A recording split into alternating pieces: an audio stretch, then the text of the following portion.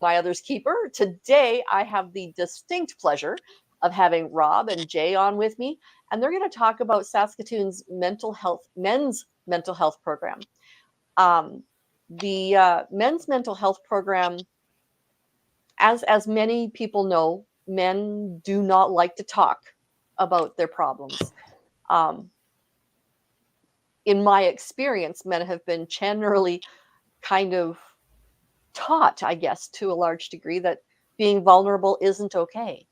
And that if you have a problem, you just kind of tamp it down and it'll eventually go away. That's not how it works. And these young men, and I say they're young men because they're both younger than me. We had this discussion already.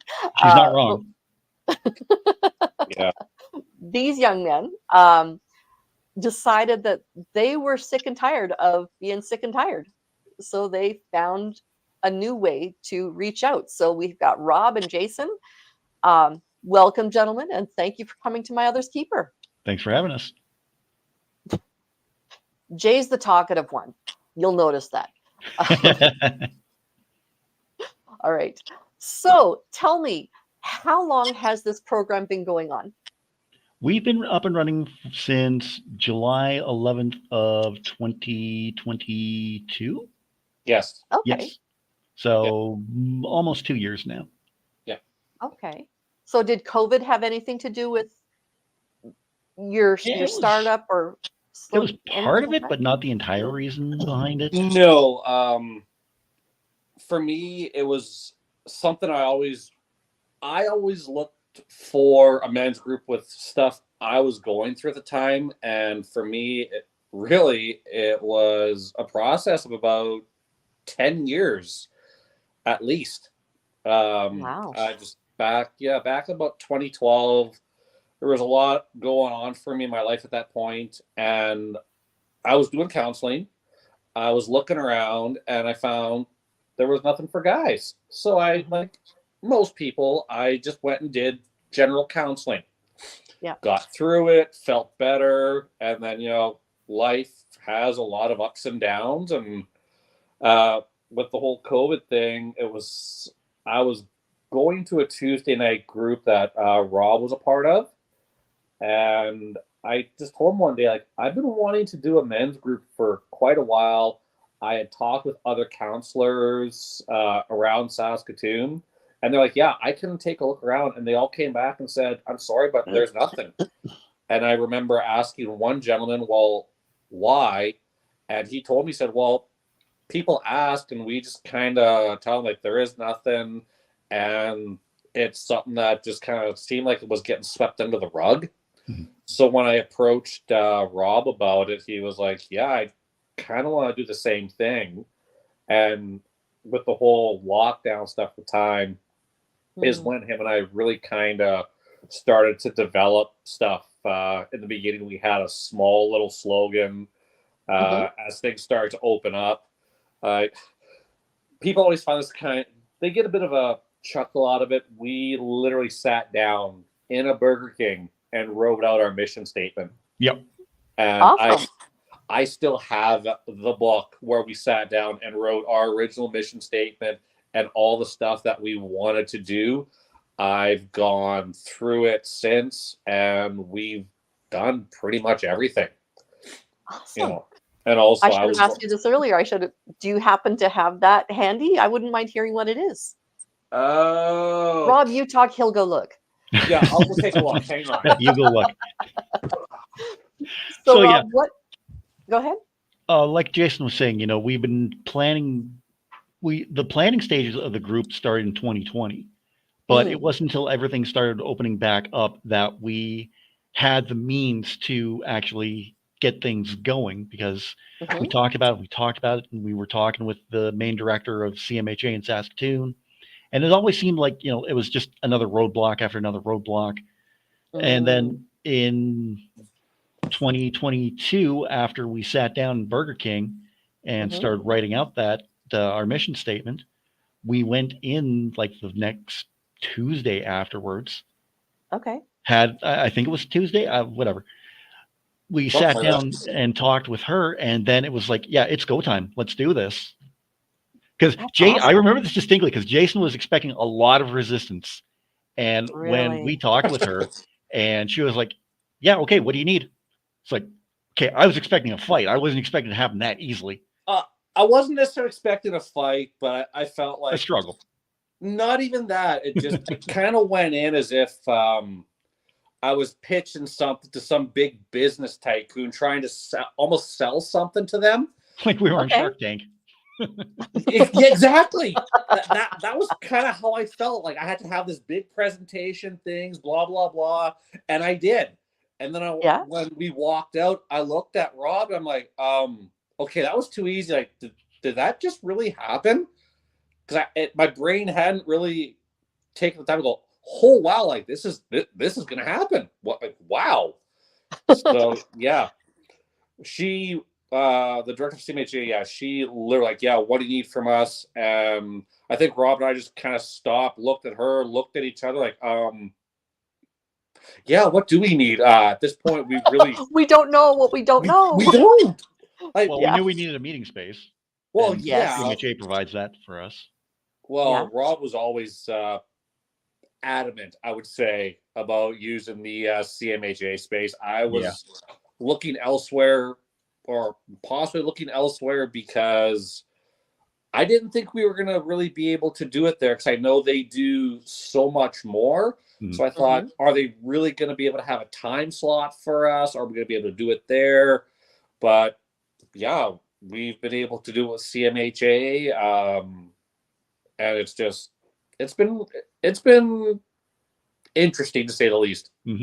Okay, we're just going to back up a touch. What is CMHA? Canadian Mental Health Association.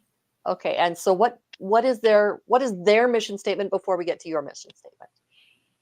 Mental health for all. You have any idea? Pardon? Mental health for all. Mental health for all. Yeah. I've known a lot of people who have done programs through Canadian Mental Health Association.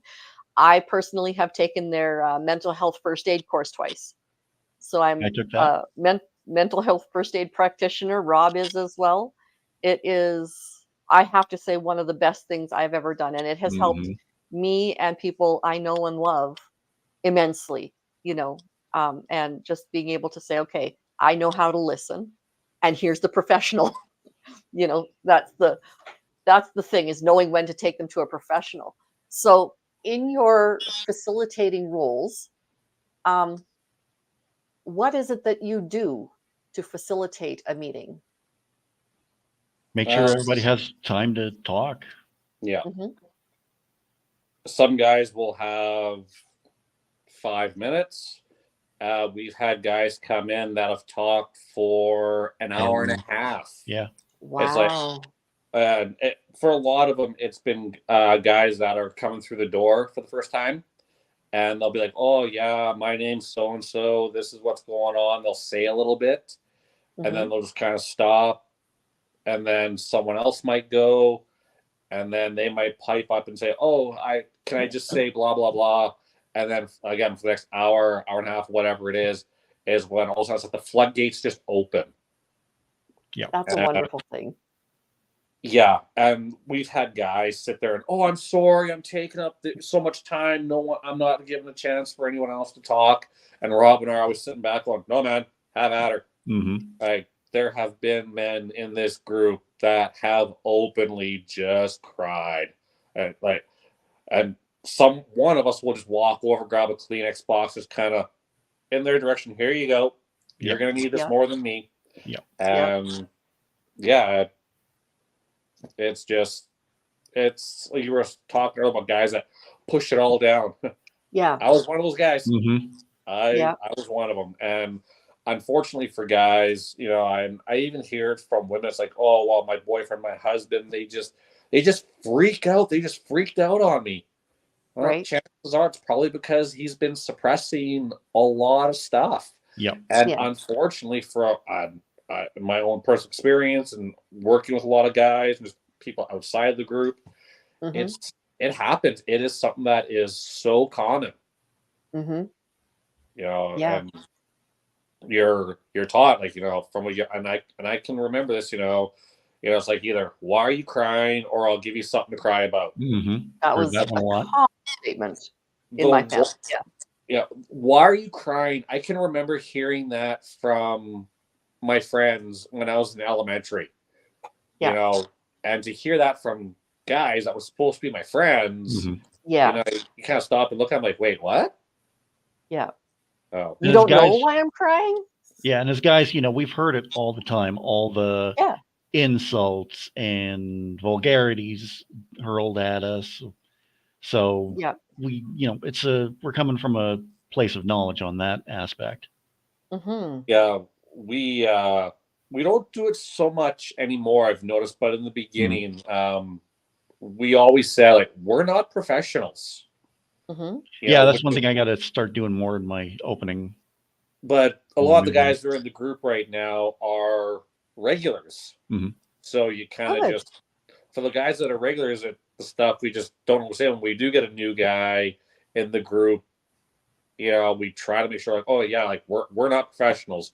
And then one of the other guys will pipe up, go, yeah, none of us are. We're not. And if we don't say it, usually one of the other members say, yeah, just so you know, we're not professionals. Yeah.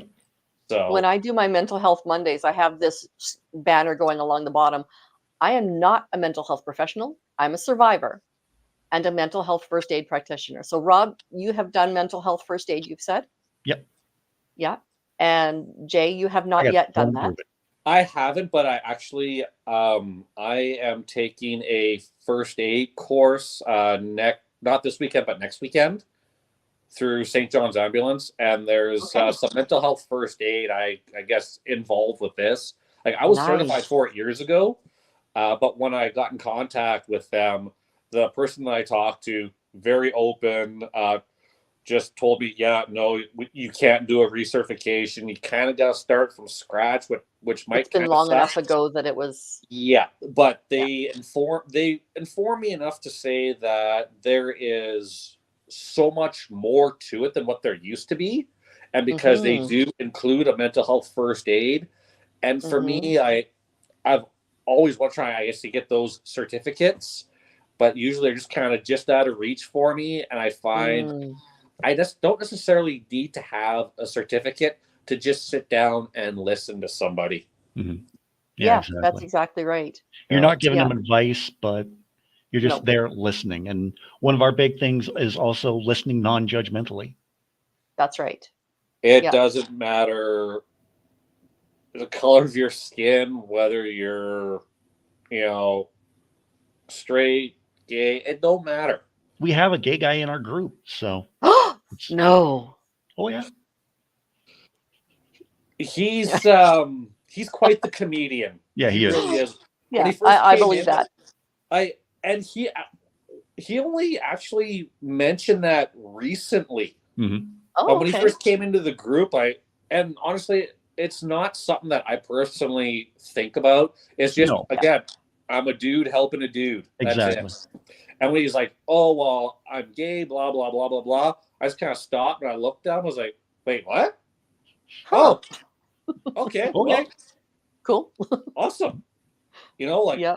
and then he starts talking about what it's like to be a gay guy and trying to have a relationship, and and all this. I'm sitting there, it's like, yeah, kind of like how I would love to have a romantic Mm-hmm. relationship with a female. I hmm totally Mm-hmm. get it.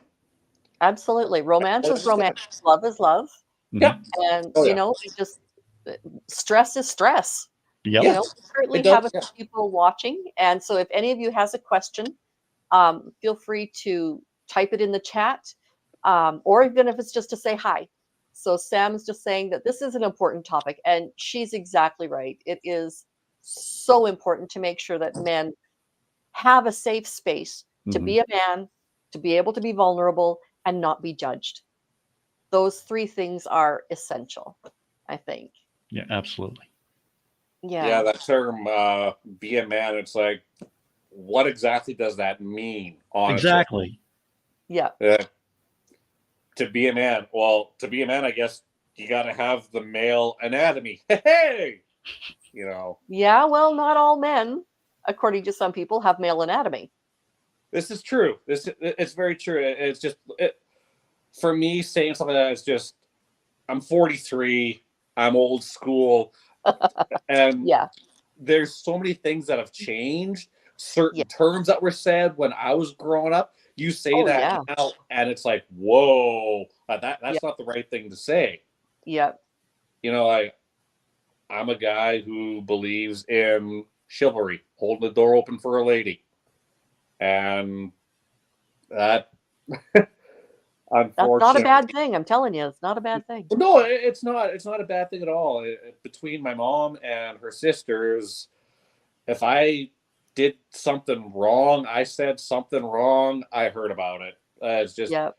these days, a guy can hold a door open for a lady, and personally, I've been glared at. Really? Yeah, Oh, that's terrible.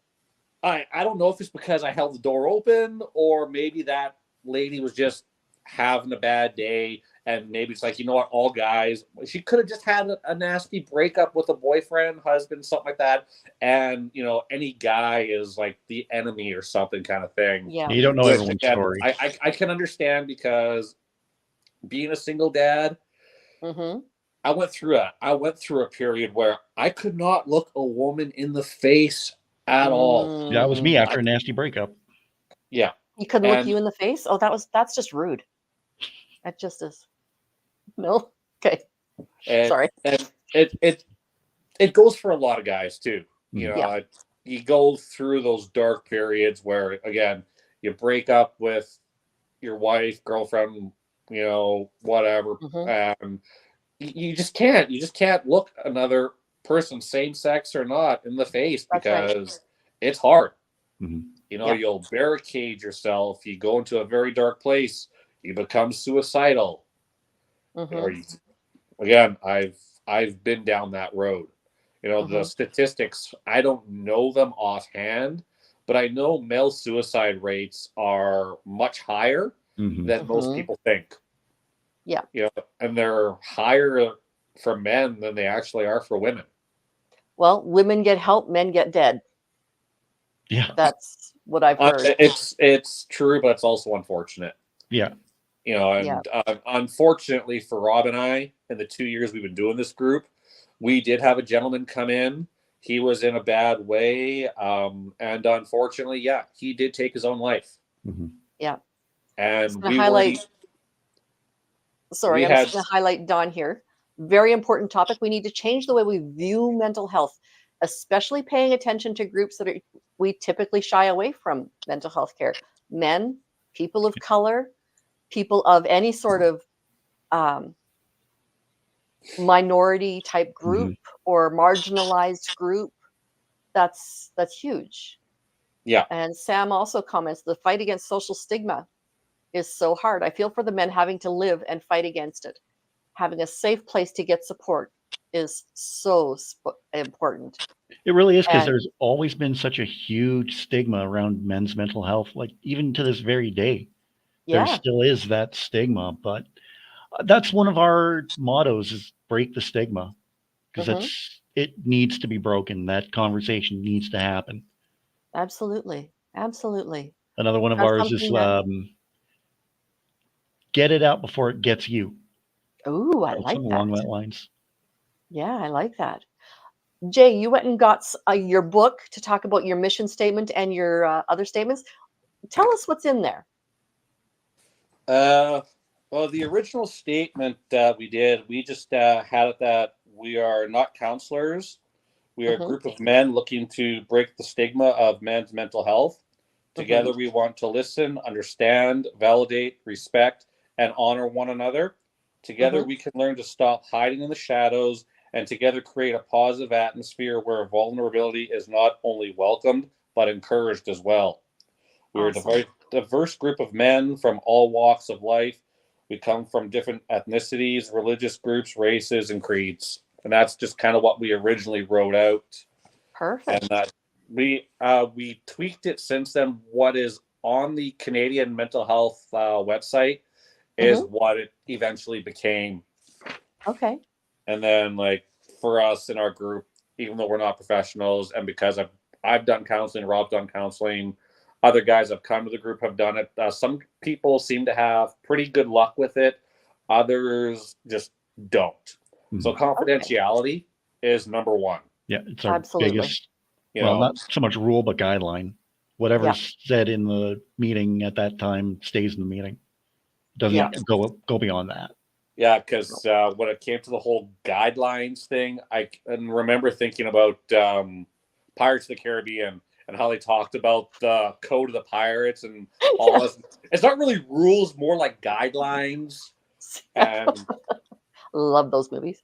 yeah. Yeah. And then there's just a general respect for Yeah. everyone that comes in, and for every new member that comes in. We always, whether it's me, Rob, or even the other guys in the group have done it, it's like, give yourself a pat on the back, because it takes balls, you know, Absolutely. to walk through that door for the first time and to sit there and to just in front of a group of strangers say, like, you know, this is my problem, you know, or I've taken this medication or that medication. What do you guys take? What have you taken? And every guy has popped up and, well, I've taken this. I had problems with this, you know.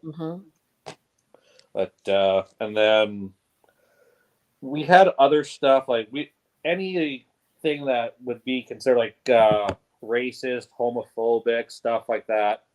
Zero tolerance. Yeah. And Excellent. we've never had those issues. No, none whatsoever. What's funny is that we had a guy, a Chinese guy.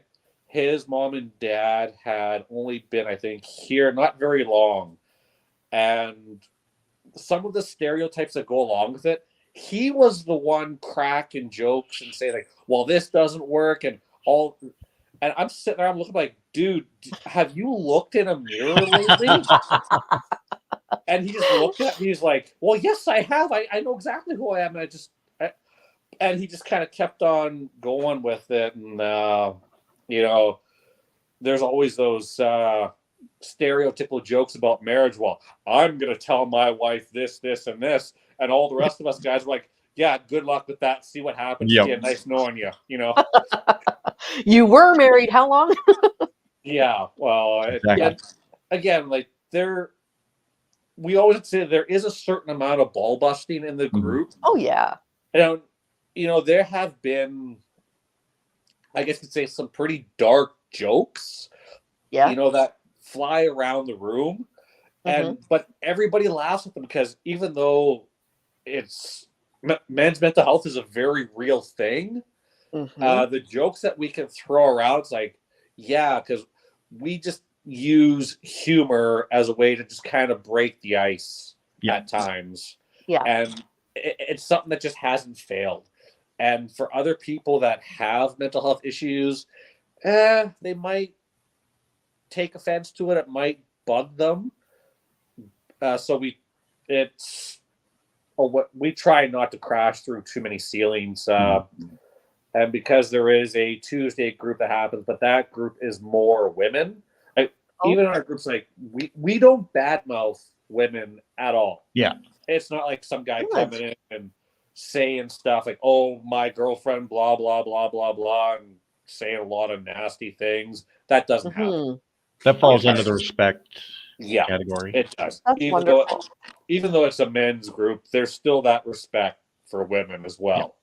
You know, getting that across, and then you have guys sitting there and say, yeah, well, you know, my wife, you know, she doesn't understand this or she doesn't understand that.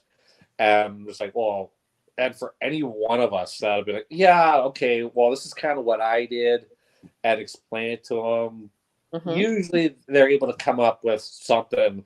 There was a guy that was in the group that had some issues with his wife, and no one else was really saying much until I started talking to him, because I understood him very well. Yeah. Suggested books that I'd read, like growing up, I always heard men are from Mars, women are from Venus. And for anyone that hasn't read that book, male, female, go to the library, buy a copy, download it on your phone. It sounds like a corny title, but there is so much good stuff in that book. Really?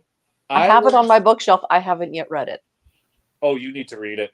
You need to read it. I don't even have it on my bookshelf. It's like the thoughts that went through my head when it came to my kid's mom when her and I were together, a lot of that stuff or some of things were in that book, but then things that I knew she was thinking about were in that book, and I would sit there and I'm like, whoa, like wow, you know, It's not just her. It's it's just the thoughts that go through your head. It's like, well, he or she's not talking to me, or he's not talking to me, you know, and all of a sudden it's those thoughts of I'm not good enough, or maybe I'm yeah. not loving him enough, or why does he always just do this? And you know, it's like for me personally, I just kind of go into like my own little cave inside my head because Mhm. if I wasn't talking to her at the time, it wasn't because I didn't want to. And for most guys, it's probably the same way. It's a matter of we're just trying to sort stuff out in our own brains because Mm. we may not understand what's going on. So Mhm. we're just trying to figure it out. And then when we do, hopefully, we'll be able to go back and say, okay, this is what's on my mind. This is Mhm. what's going on. And it's, yeah, it can throw jokes out about, you know, men and women speaking two different languages, Yeah. but realistically you're thinking the same thing, you just go at it in different ways, so it's a lot of this instead of just kind of trying to meet in the middle. Mhm. Yeah. Yeah, that whole mesh thing doesn't always happen. No, It's it more doesn't. like a yeah, Two ships passing in the night. yeah, something like that. Yeah, that's a good way to put it. That's not what I was thinking. Well, Yeah. So what brought you are there any personal anecdotes or stories that you would be willing to share with us as to what brought you into the desire for a men's group in general? Like you talked about how it started and where it started, but why? Why did it start? life life Life, yeah. experiences. My For own me personal struggles with depression. yeah, Okay. for me I grew up in a family of heavy drinkers, alcoholics. On my dad's side, his dad heavy into drinking, and it unfortunately it took his life. You Mm, know, mid 60s. Uh, Family friend when I was I want to say maybe 11, 12 years old. My cousin's best friend OD'd. By the time we got to the hospital, my one aunt had seen him, and she said like he was already brain dead. He was gone. oh I wow. had a cousin who was apparently doing cocaine, Hmm. and it killed her. She had a heart attack. She left 3 kids behind. Her son got adopted by a family that moved out to Ontario. Her one daughter and then her 2 daughters, I believe, went with her twin brother. Um, and also, I found out as well that you know they were sexually abused, and I've By the known women, brother? not by her brother, but her Oh my good. Okay. my cousin's ex or whatever he was at the time. The I don't know, former yeah. former partner, let's say. Yeah, we'll say that. Yeah, I've known women personally who have been sexually abused, raped, you know, all that, and I Hmm.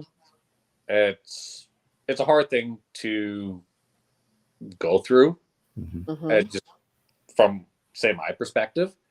Hmm. To see them go through it's hard enough.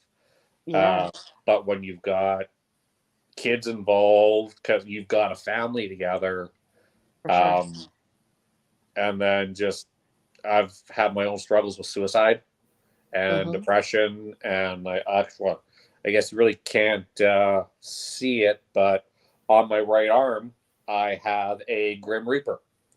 Oh, On okay. Yeah. Well, also because as a little kid, I got sick a lot, Oh, okay. and so his basically the handle of his blade is actually a broken thermometer, and Oh. then there's a little bit of blood that kind of drips off the edge, and then he's got broken link in the chain, sands of time. Because I've escaped death.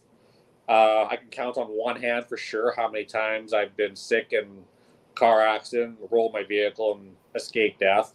Um, And then the guy that did the tattoo, like there is a portion just above the hourglass.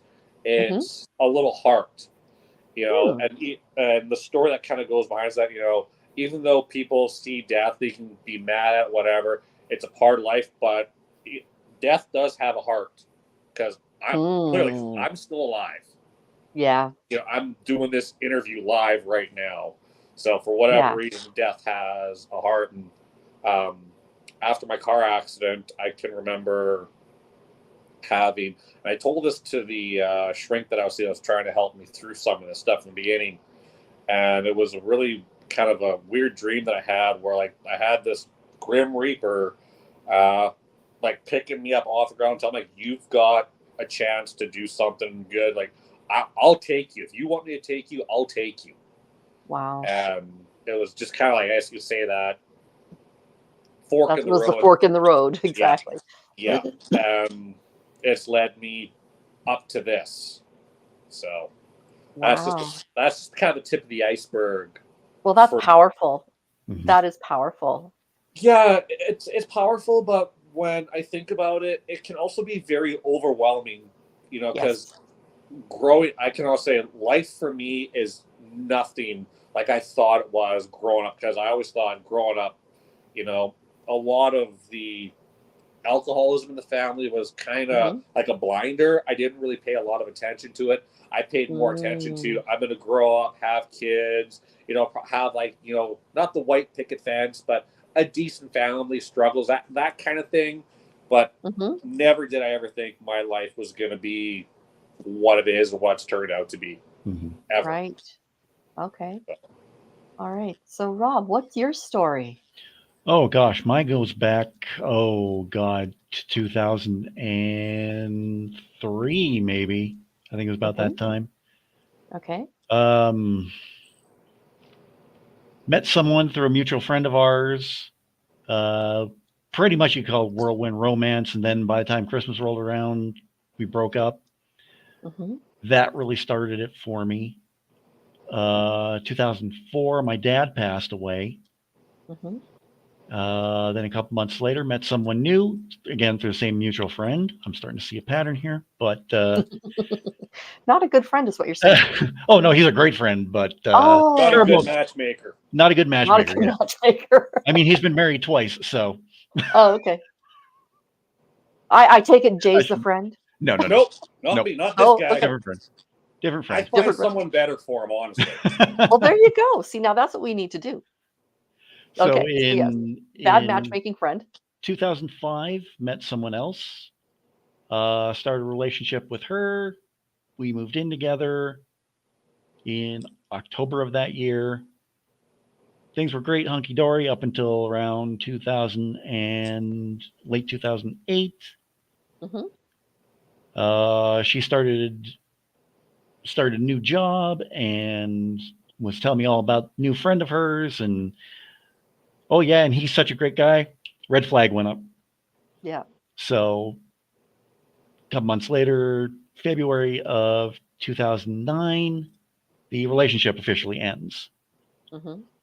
A week later, ironically enough, on Valentine's Day, Mm-hmm.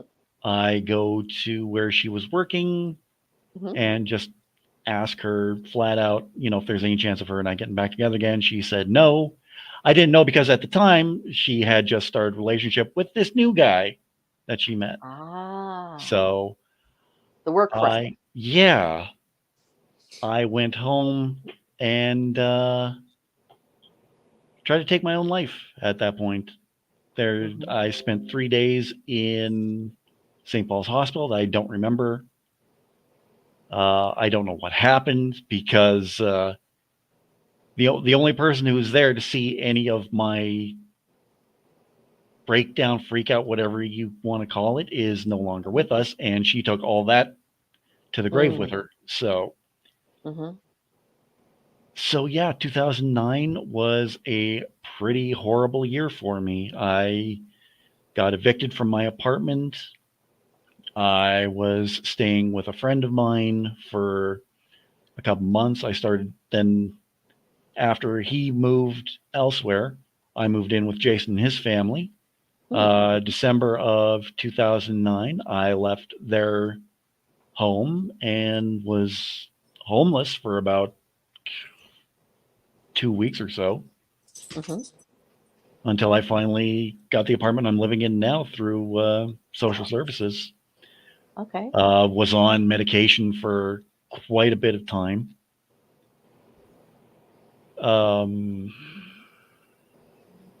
So yeah, 2009 was like the breakdown. 2010 to 2017 was like the rebuild. We normally say that mental health and depression is like a roller coaster. You know, you have your ups and your downs. You have your ups and your downs. That's kind of what 2009 was, the down. 2010 to 2017 was just kind of like that. I'd have like these days and I have these days. In December of 2017, I had an issue with the Saskatchewan Rental Housing Supplement Program that really sent my depression back into a nosedive. It was at that point, it was like, no, I got to get this taken care of. And there was at that point, it was happening on Wednesday evenings, but there was a depression group running out of CMHA that I heard about. And it was like, no, I got to get this taken care of. And I went there. First meeting in, I knew it was the right choice that I went to it and started going to that until just last year, actually, when the men's group was in full swing. Last year, last year was weird because it wasn't a bad year, but it wasn't a great year either. Okay. My depression actually returned after 5 years of it being dormant, we'll just say. July of last year, I had an incident where I tore my leg open. And that really didn't help my mental state all that much. I can't imagine it would. No. But hey, it's a cool scar now. So it's a good story. I can make up any story I want with it. That's right. So Jay's nodding. Yeah, it's a good story. Oh yeah. Yeah. We'll hear that story in a minute. Pardon? It involves a midget. It's all it's fun. He's not wrong.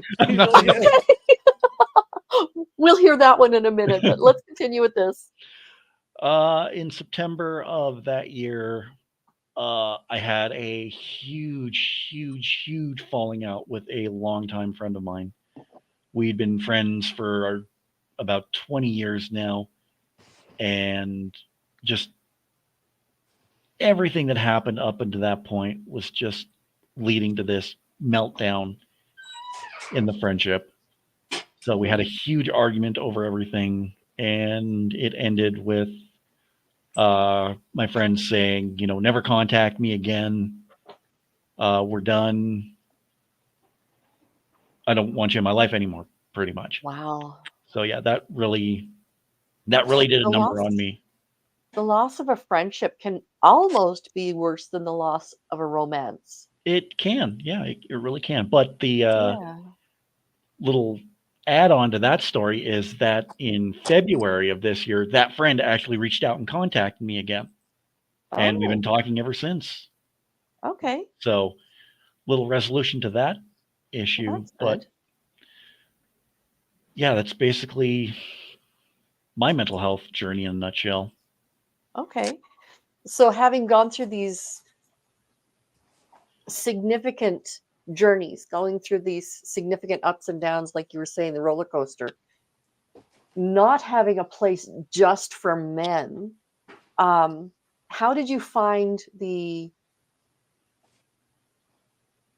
I guess, blended groups? How were they for a man to be in a blended group? For myself personally, I liked it because you had a whole bunch of different people there. You didn't, if one person didn't have the same experience you did, somebody else would have, which is what I found with the group. Right.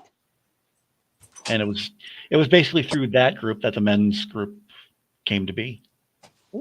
Okay.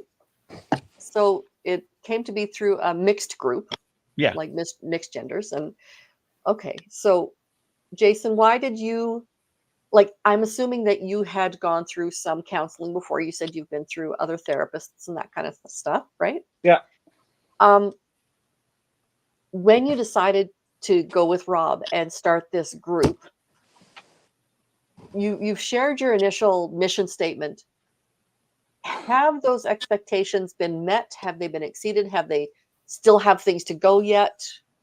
What do you I'd say all of the above. Yeah. fair?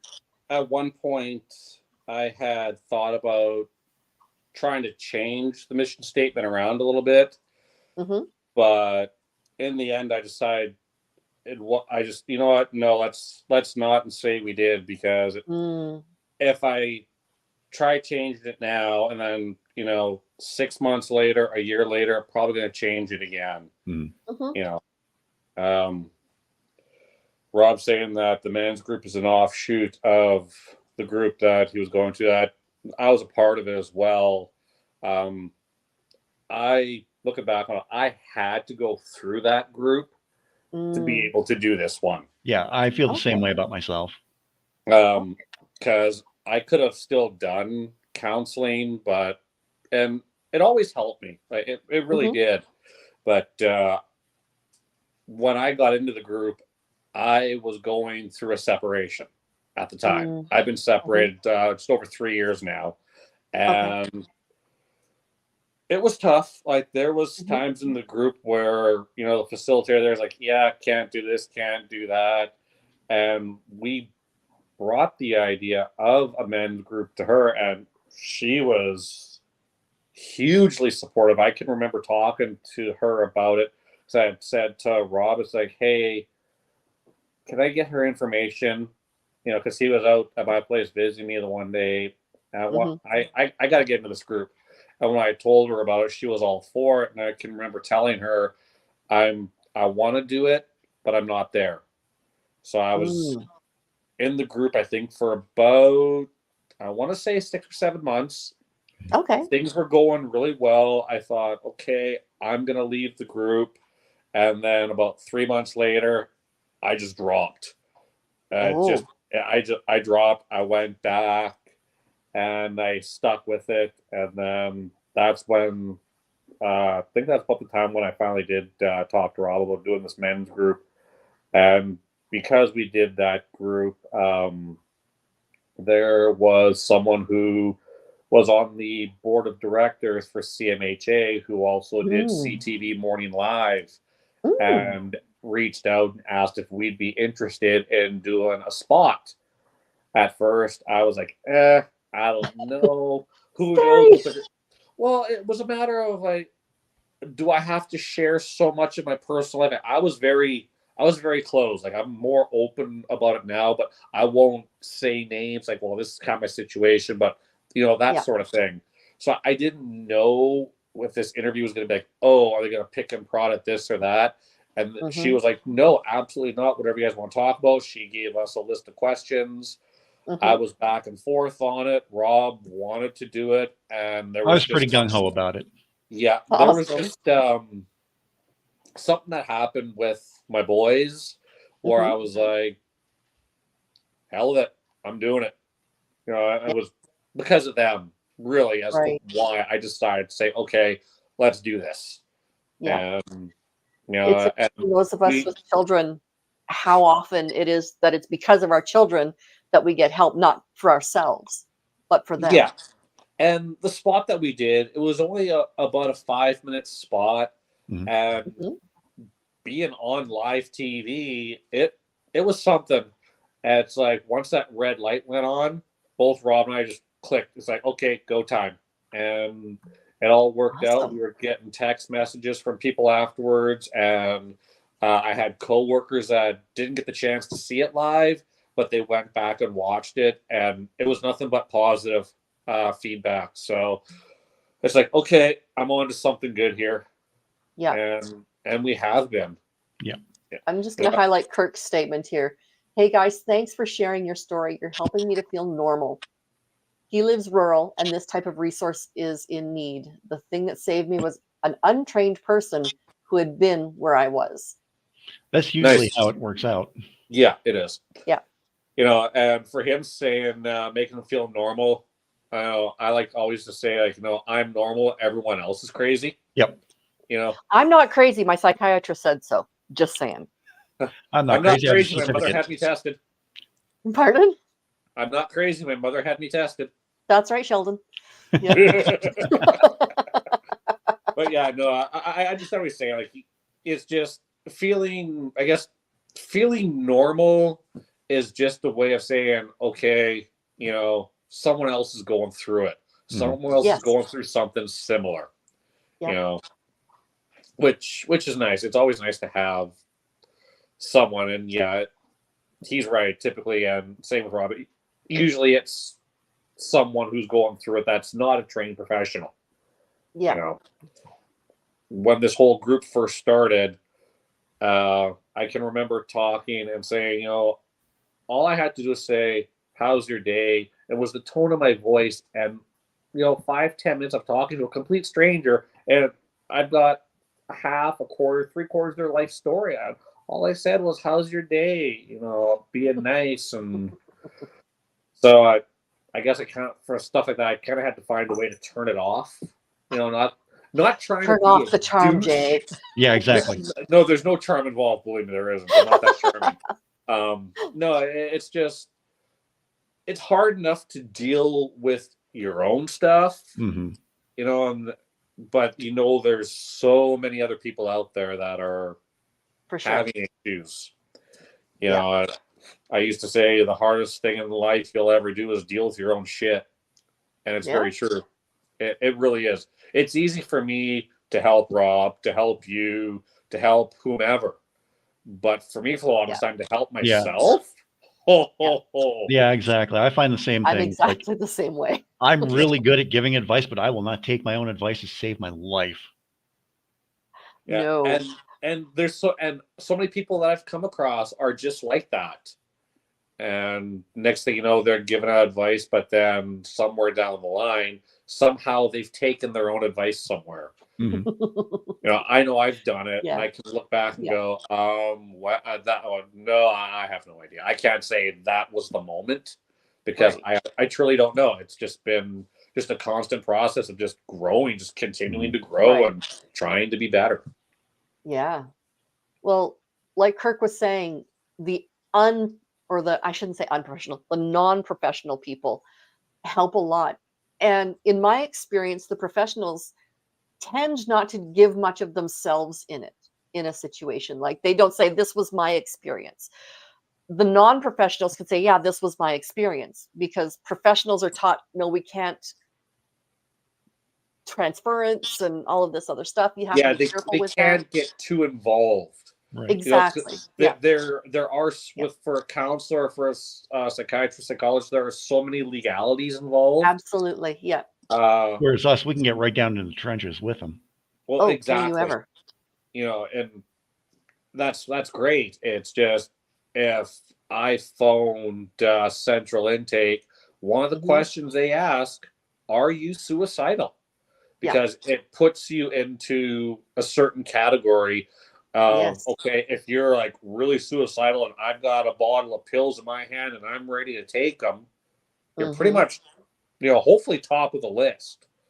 They can One do, would hope, yes. Yeah, but also with stuff like that, with the crisis line, things like that, they can send whether you're a rural RCMP, city cop, to your house to do a check on you, just to make sure. And if you have to, be taken to the hospital, which for me, my oldest son's had mental health issues, and I have spent more time in a hospital with him because of those issues than I would readily admit. But it's something I've been there with. And usually we tend to find that one person, or sometimes it's the person you least suspect. It could be someone you work with that you just can't stand, but all of a sudden one day you just end up talking to them, and that person could become your best friend at work or in life. Absolutely. Yeah. It's happened to me on a few Yeah. occasions, and I'm sure Oh, I've that's probably awesome. been that person for someone else too. hmm So, what are the top 5 topics that you would cover? Like you say that in a meeting. Okay, first of all, tell me the format of the meeting. We talked about this beforehand. So, what's the format of your meetings?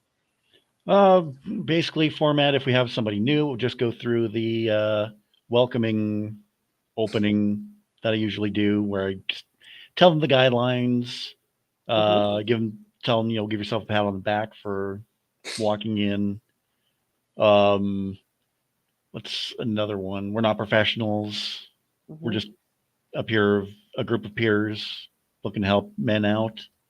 hmm We have what we call our welcome package. Welcome package. Yep. It's full of brochures. There is a mental health anxiety workbook that was actually done up by a counselor that I've actually worked with personally And I for have my too. own issues. Awesome. That's in there. The brochures that are in there, that's from medication, anxiety, loneliness, depression, grieving. I think in total, I want to say there's about 18 different pamphlets in there Sounds that we about right. have. Wow. And then one of Wow. our group members, he brought some stuff in that we've added to it. Sam, who is listening to this and watching, she had sent me a thing from another mutual friend of ours. It had to do with like sometimes I failed as a daughter, blah blah blah. But then it's like her and I started throwing stuff back and forth as well. Sometimes I failed as a son, a husband, a boyfriend, all that. hmm And she helped me kind of change it around, and she did it up for us, and we've added that to the pamphlet as well, Oh, wonderful. which is nice. And then it's just from there. It's the general check-in that we do. Yeah. Like I said, sometimes it can be a 5-minute thing. Sometimes it can be a lot more than that. And then we'll go into, okay, well, what's the topic? And Rob knows this all too well. We've gone off on a lot of different tangents. And that was actually one of our topics one night, is why we went off on tangents. And we all joked afterwards that that was the one night we actually stayed on Yeah, topic. exactly. I love it. But to start off with the topics that we would have, not everyone tended to get involved, but as time's gone on, now it doesn't even feel like it's a mental health group. It's just a bunch of guys sitting down just talking. The only thing that's missing is a cup of coffee in our hands, or if you were kind of having like a beer with your buddies kind of thing, is more or less what the group is really like now. And I mean, we can provide the coffee too. Nice. Yeah. So, what are the top 5 problems or top 5 topics that are either used or requested in a Well, given? nothing's really been requested. Okay. No. Suicide, depression, anxiety, medication, mental well-being, and just the general mental well-being I would say would be most common. But with every topic, every check-in, all those, they all intertwine with each other in one way or another with every meeting. Yeah. So, okay. Sorry. No, go ahead. Over a year ago, I was watching the Johnny Depp trial religiously. As was a lot of people. As were a lot of people, absolutely. And the idea of the Me Too movement being for men as well, so the people are saying men too. Have you had much to deal with men going through emotional abuse or physical abuse or anything like that? A couple of rare cases. Okay. It's looking back on things for me, I could say it's something that, yes, I have gone through. Yeah, same. But it's also stuff that I've overcome as well. Some of it Well, a lot of it was like any other kid going through elementary or high school. A lot of us Mm-hmm. get bullied, things like Mhm. that. For me, also was I had family that quite often said things to me, and even looking back, I was like, I never said stuff like that to my kids, and I never would. The For fact sure. that it happened to me from family, it was just like, wow, you know. Yeah. But I've also learned though too, family isn't defined by blood. It's No, just not at it's all. it's defined by who you know. Yep. Mm-hmm. Like for me Yep. personally, I have a pretty close circle of people. Mm-hmm. I can count on one hand that I can call at 3 o'clock in the morning or any given time and say, "Hey, I need help," and I've done it. Yeah. Well, that's There's other awesome. ones that are involved, but I would much rather keep them kind of more to the outside a little bit because there's just Okay. certain things I just don't want to share with everybody. Right. Currently, Mm-hmm. I do have a lady that I've in the last, I would say, year, 2 years that I've known her. Even the last few months, her and I have gotten extremely close. And Nice. she's going through a lot of things with her two kids that I've Mm. already been through. And I guess say I've come out kind of on the other end of it a lot better. And Mm-hmm. it's not just guys that sit there and put up that big, strong, puff out their chest, being strong. But on the Yeah, inside, they are struggling so bad. Mhm. I for just sure. recently had a conversation with her and told her, like, you don't have to pretend to be strong with me. It's Mm-hmm. okay. And yeah, her and I just, people actually think or have thought that we're dating and we're Mm-hmm. not. We're just really close. We get along. That's We have awesome. fun. It's great. Like I've seen her how well they kid, get along. huh? Yeah. I've seen how well you get along. Yeah, yeah. Her kids are fantastic. They are. So yeah, women have their own, like I say, stigmas as well when it comes to mental health. And really, For with sure. everything we talked about tonight with men alone, you could also put that with women as well. Mm-hmm. You it goes both ways. It really Mhm. does. Absolutely. Oh Yeah. yeah. Yeah. So something that I have learned over the years with mental health, caring for other people is really easier for me to do than caring for myself and doing things for myself. What do you guys do for self self-care, I guess? What keeps you guys sane? Um, Honestly, for me, it's pro wrestling. Being in the ring, being a referee, I've done the bumps. I've taken bumps during matches, doing ref bumps. But for me, when I started doing it, uh, I really had to keep myself in check because I felt like I was walking a fine line because Mm, I'm willingly going to these training sessions and having my body beat up, being body slammed, whatever it may be, and learning this stuff. You really are putting your life in someone else's hands, Mhm. whether you're being a wrestler or a referee, because you can break your neck from taking a body slam wrong. I've mhm. taken moves wrong, like a body slam, and I couldn't walk properly the next day. Wow. Um, but also I do enjoy exercising as well, reading and just sitting down and watching a movie and just letting myself get taken for a ride with the story. You know, so many people, well, wrestling's fake. Well, it's choreographed chaos, really. But if you just basically strap yourself in and let these people take you for a ride, you know, I take a small bit of pleasure with every show I do that I know what I've gone through, and chances are someone else in that crowd's going through the same thing.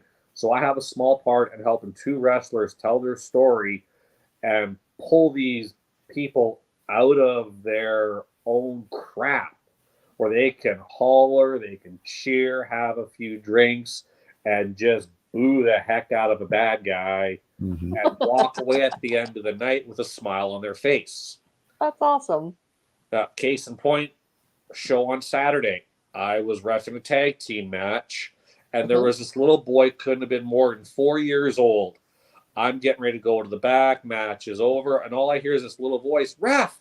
Hey, Ref! I turn around and I look down. Well, there's this little boy, and he tells me how the bad guys cheated to win, and he's laying all this out. I just kind of glanced up at his mom and dad, and they're smiling. I'm going with the whole thing, like, oh, really? Oh, okay.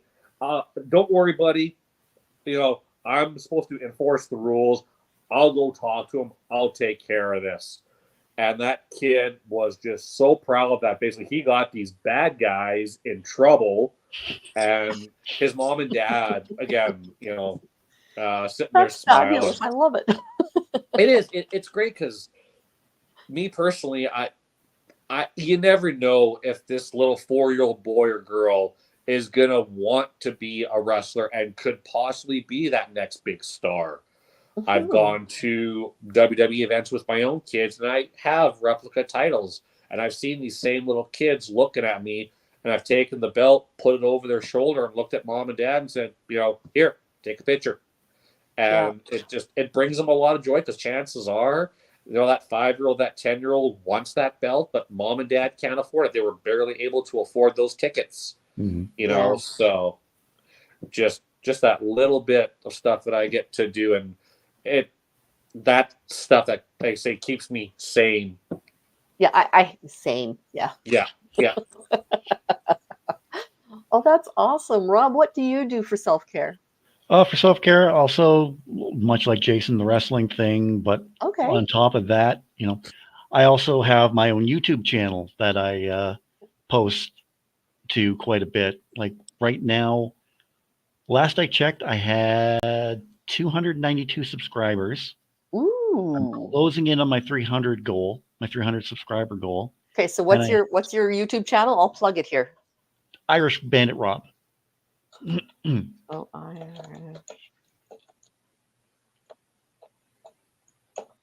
Irish Bandit Rob. Yeah. There we go. Okay. So what's on your YouTube channel? Oh, a whole bunch of stuff. Lately, it's all been mostly like gaming content because I'm also a big Mhm. gamer as well. Okay.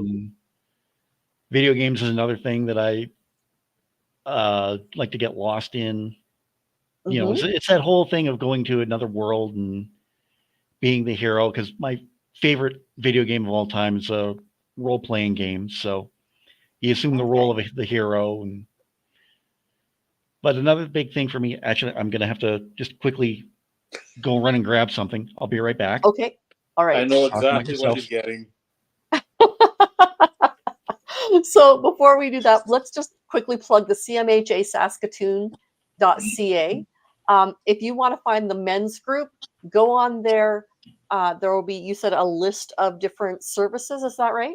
Yeah, there's a drop-down menu. I believe you click on groups, and then it should take you to the page for the men's mental health group, as well as the depression support group, which is run by a lady named Marilyn. She is fantastic. Mhm. And yeah, that group were Monday nights at 6:30 at Mhm. CMHA in Saskatoon, just by the co-op there on Avenue P and 33rd. And Mhm. then the Depression Support Group runs same place on the Tuesdays, and And that's both also groups. 6:30. Yeah, and That's we also both 6:30. we also have Zoom as well. So if you can't make it in person, then you can always hop on there. And Perfect. Yes. Yeah, you were saying before the show that you don't always get to necessarily show up in person because you have other not anymore, no. responsibilities at home. Yeah, Yeah. no, it's mainly because of my dog. My oldest son is in college. He's done in June, Okay. and it's just I'm not going to leave her at home by herself for 16 hours or whatever. No, Yeah, that's it's not just nice. no. Yeah. She's my baby. She really Mhm. is. Aw, She nice. is. What's her name? Penny. Penny. Aw, Yeah, she's looking that's at me right now. because you said Because her you name. called her name. Yeah, I did. It's like what? Okay, so men's mental health staff.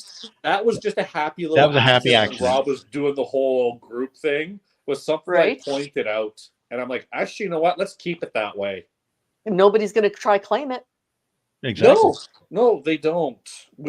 We thought about changing it, and it's kind of like one of those, I guess, say, inside jokes. But Yep. again, Yes, that's awesome. I know what Rob grabs, so I'll let him plug it.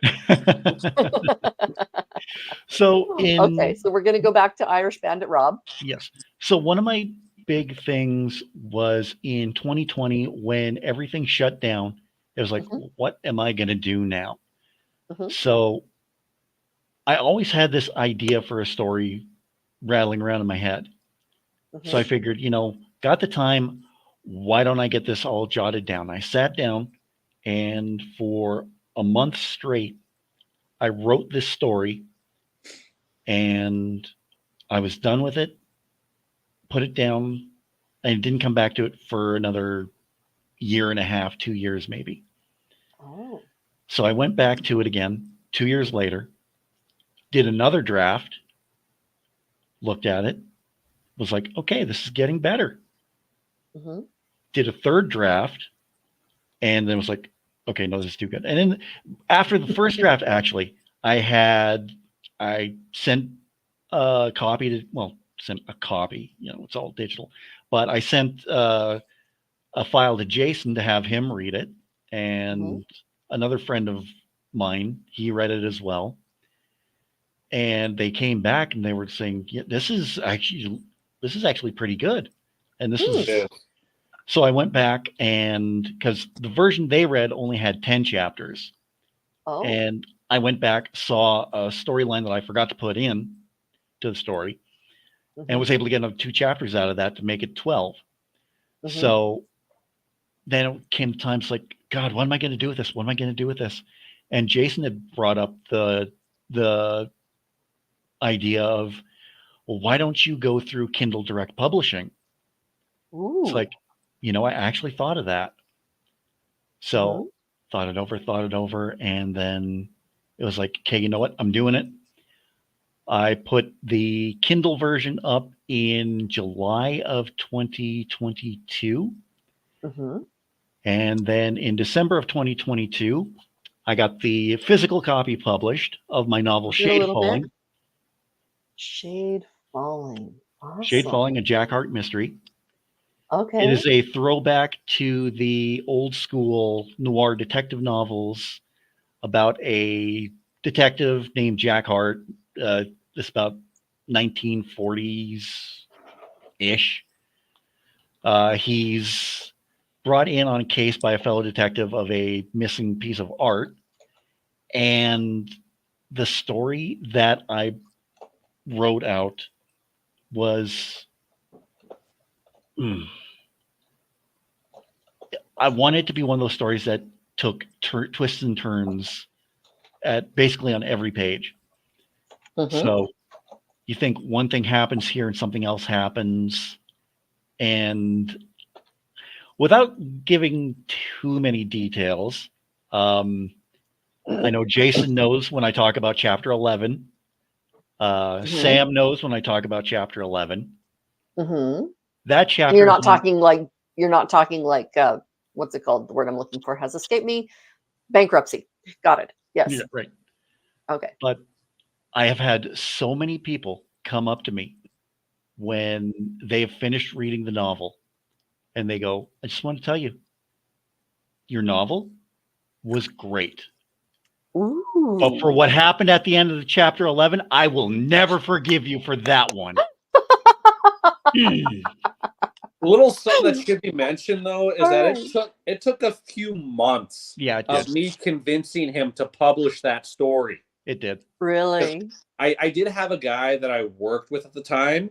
He was trying to start up his own publishing company, and he was looking for stuff. And I said, well, there's this. But when the whole Kindle thing came up, like he was really uncertain about it. I was. And then actually after it got published, like, if you get a copy of it and you ask him to autograph it and you look at it, it's not the stuff that he writes, and I used to look at him like, really, you had to write that? Jason was my first autograph, and I I said, was, to I Jason, was, smooches. yeah. But I think I will have to say that the best one I think has to be what I wrote in Sam's novel. Okay. What was that? To Sam, keep rolling. Yeah, She's in a wheelchair, for those of you who don't know. yeah, yeah, yeah. Oh, That sometimes in the it's wheelchair. Yeah. it's really cool too, because with people that he still knows and then knew at the time, Mm-hmm. we all are kind of little characters or the name of a street, whatever it is, in that first book. Nice. Jason So- is a character. cool.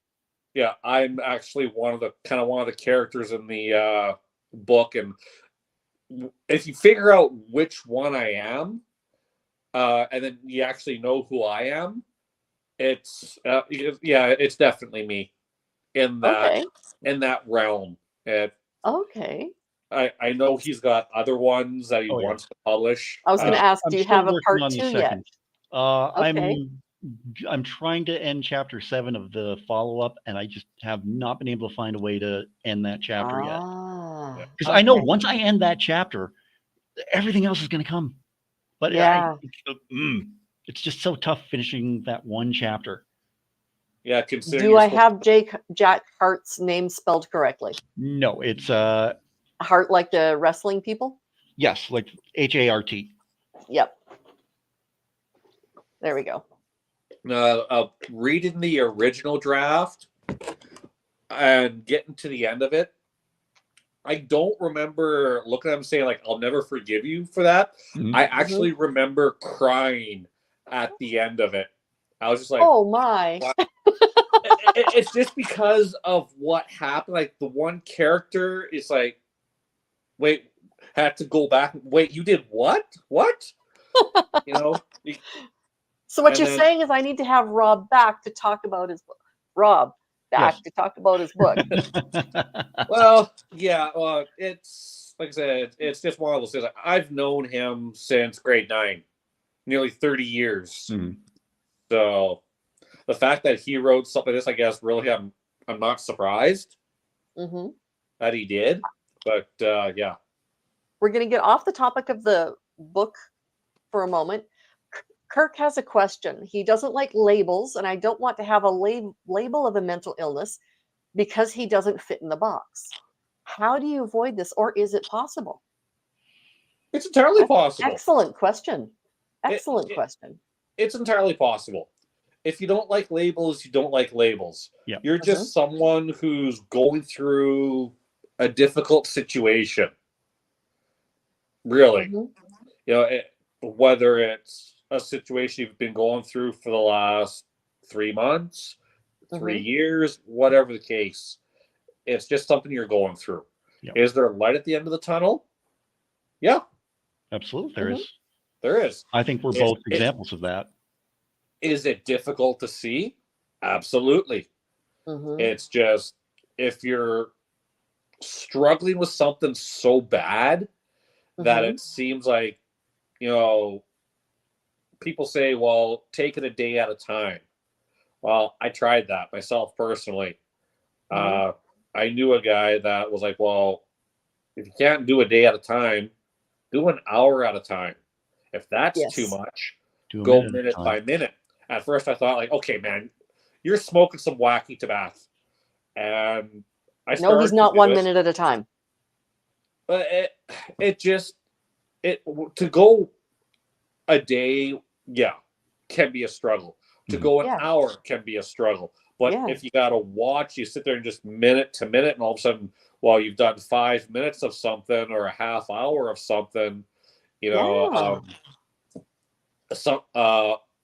A simple goal is, okay, I woke up today and I brushed my teeth, or I paid my phone bill, I paid for my internet, whatever. You know, Right. it's just those little things, and they just gradually build over time. But yeah, when it comes to labels, if you don't believe in them, you don't believe in them.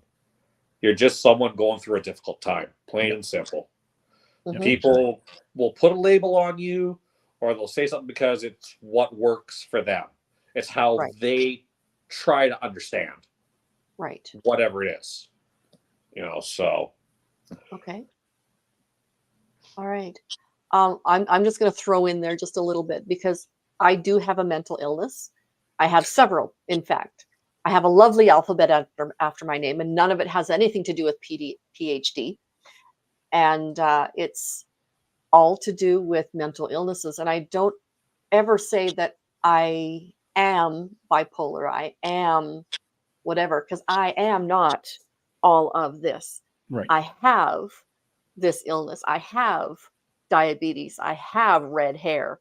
I have blue eyes. I have bipolar. Those are just little pieces that make all of me. And without the bipolar, I would never be able to sit and talk to you guys and understand what you're talking about when you're talking about talking to people with mental health concerns as a peer, right?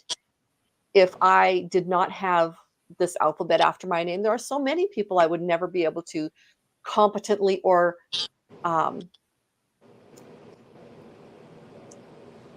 okay, there we go. So his idea with labels is that people try to live up to the label. He wants to go past that point and come through the other side. That's exactly right. That's exactly right, Kirk. Those labels, as Jason was saying, don't have to define you. You have Right. gone through the other side, right? Yeah, exactly. So that's with, you look like you want to say something, Jay. It's just with what you said. The label doesn't define you. You define the label. Yep. Right. If you want to look at that way. Yeah. I had another thought, but I lost it, and that can happen. But whether it's anxiety, depression, like Yeah. for me, anxiety was a big thing, and I often said in group that anxiety for a time literally crippled my memory. Mm-hmm. To remember this, I guess, some of the simplest things on a grocery list, I would Yeah. always forget, and it would always make me so angry. And just somewhere along the line, I just again started to do those little things. I got out of bed, I did this, I paid my bill, whatever. And again, they just Mm-hmm. gradually built over time. Mm-hmm. And again, talk about like for me, for wrestling, and for things that keep me sane. Mm-hmm. It's finding what you're interested in. Mm-hmm. Maybe you did something when you were 10 years old and you look back on and go, well, that was pretty cool, but I haven't done that for who knows how many years. So Mm-hmm. maybe you can kind of rekindle your interest in that. For me, I reinvested in my childhood a few years back by going to my first Sask Expo in Saskatoon with my oldest son. And since fun. then, I've met, I've got a couple of walls of people that I've actually met at these events. And Fun. it's something that's helped me as well. Yeah. Growing up, it's like I love to meet this person, that person. Never think you would, but I have, and Wow. it's great. That's fabulous. It's a great feeling. Oh yeah. That 4-year-old little boy got to talk to the ref. That's important. For that little boy, that was big. It was, and also being able to go to the back and tell Mm-hmm. the guys what that little kid said. Mm-hmm. Even then, like they don't get a lot of feedback like that from what I can tell. So Right. it helps them as well. Yeah. So. Yeah. Well, that's awesome. So, gentlemen, is there anything I have not asked you that you think you would like to add? Nothing's popping into my brain.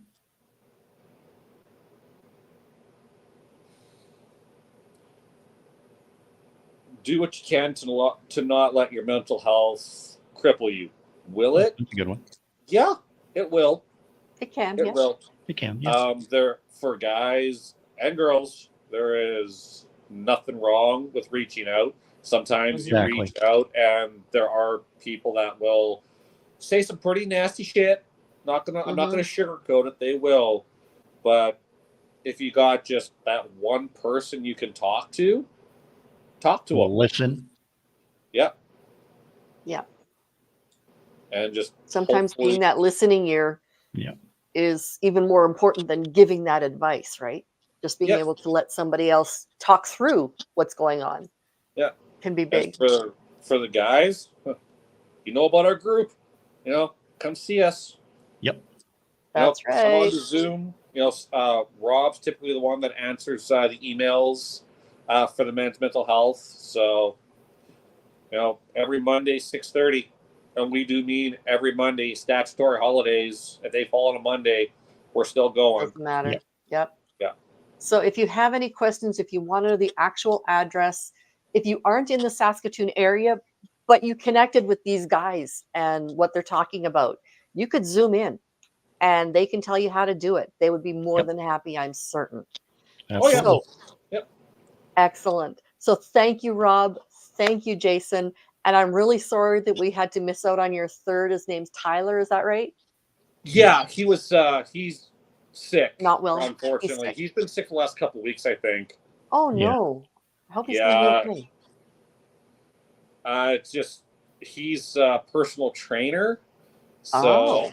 I think before he just had a flu and then he got over it, and then now he's got a head cold or something. But yeah, Something's piling on.